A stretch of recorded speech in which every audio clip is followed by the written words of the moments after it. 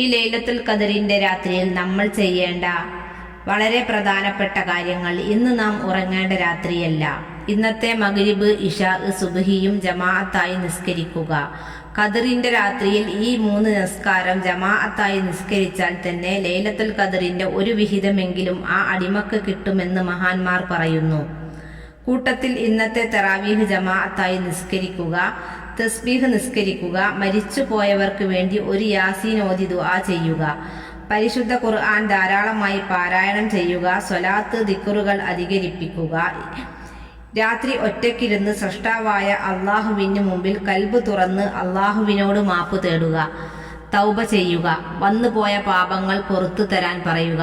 ഈ ഒരൊറ്റ രാത്രി ഉപയോഗപ്പെടുത്തിയാൽ 1 സെക്കൻഡ് ആ ലൈലത്തുൽ ഖദറുമായി യോജിക്കാൻ നമുക്ക് കഴിഞ്ഞാൽ 1000 മാസങ്ങളുടെ ഇബാദത്തിന്റെ ശ്രേഷ്ഠതയാണ്.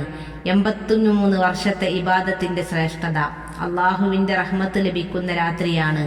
അള്ളാഹു സുബ്ഹാനഹു വ തആല ലൈലത്തുൽ ഖദർ കൊണ്ട് വിജയിച്ചവരുടെ കൂട്ടത്തിൽ നമ്മയെല്ലാം ഉൾപ്പെടുത്തി അനുഗ്രഹിക്കട്ടെ. ആമീൻ.